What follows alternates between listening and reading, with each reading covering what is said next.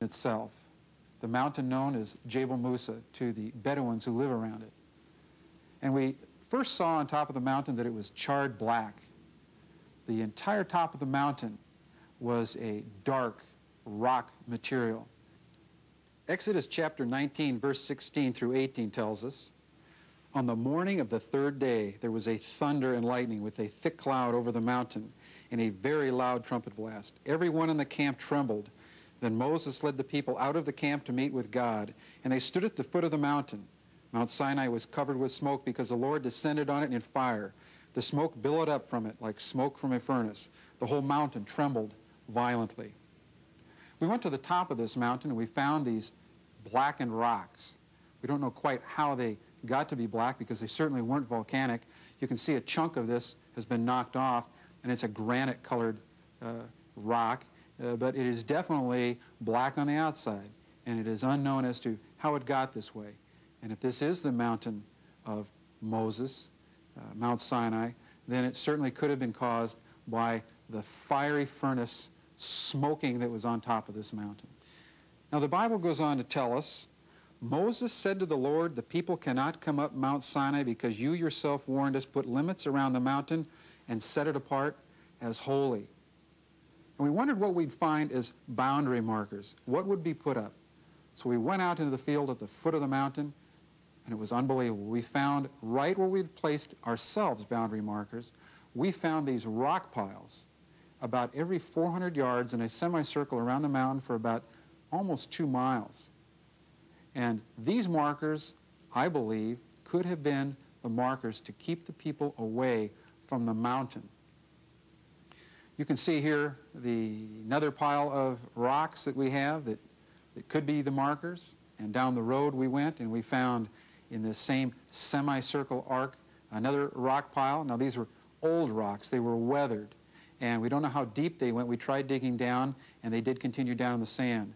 But we have no idea the depth of these rock piles. But they seem to be average of about 20, 25 feet across, and maybe 5 to 10 feet high in some places. Now you can see here, this is taken at the top of the mountain. And this is very unusual to find this at the top area of a mountain because a bowl area appears right below the blackened rock areas. Now, this area here is relatively flat, and it is relatively large. It's several hundred yards in each direction.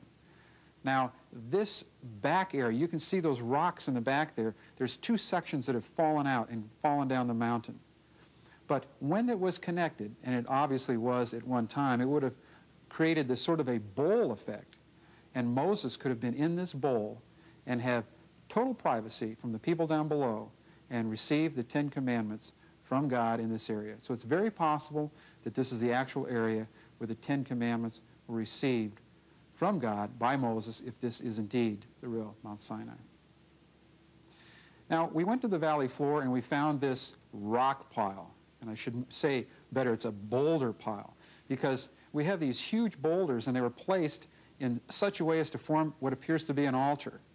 Now, definitely it's man-made, and definitely these boulders are quite heavy. But the children of Israel were slaves, and they were trained in the construction ways of the Egyptians, and would have probably had the techniques to be able to construct this type of altar. Now, if we go closer to this altar, we can see inscribed on the side of it this picture of what appears to be a bull. Now, the children of Israel rebelled against God. When Moses did not come down from the mountain, they said it wasn't God that brought us out of the land of Egypt. It was Apis or Hathor, the bull god. And so we find these ancient inscriptions on the side of these rocks that are of a bovine, which is not indigenous to the area. They are absolutely not in this area domestically today, nor do I know if they've ever been in the area. So why do we find inscriptions that Egyptian archaeologists have told us are definitely Egyptian in nature on the side of these rocks in this area? This is a picture of the Egyptian bull god Apis or Hathor. It was worshipped by the Egyptians as a mighty god. They even mummified these animals, placing a lot of significance in them as idols. Now, they used this in rebellion against God when Moses was up on the mountain and did not come down. And we feel that this is the bull that they were inscribing on the rocks at the side of this altar site. Now this picture is an overview of the valley down below. The reason we had to take this photo from up above like this is because you can see the fenced-in area that is around the mountain.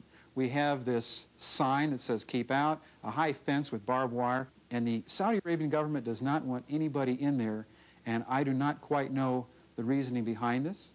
If this is a great archaeological find of Hebrew significance, maybe because of the tensions in the Mideast right now, they don't want anybody to know what is going on here.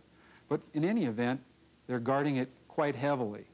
So we went to the top of the mountain and took these photos. You can see here the circle area is where we feel the golden calf is. The little X's are designating where the fence is, and the black dots there denote where we think there might be cisterns or these water storage areas. We found them to be about 18 feet across, spaced every 5 feet.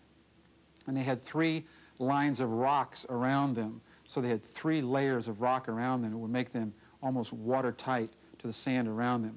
And when the waters would flood down into this area after a thunderstorm, would fill up these cisterns, and that you would have water. Now, I think it's interesting that there was the 12 tribes of Israel, and we have 12 cisterns. Could have been a rationing situation for them at the time. But in this box area you see, and with the arrow to it, you will see an altar in there. Now, this is a very interesting altar.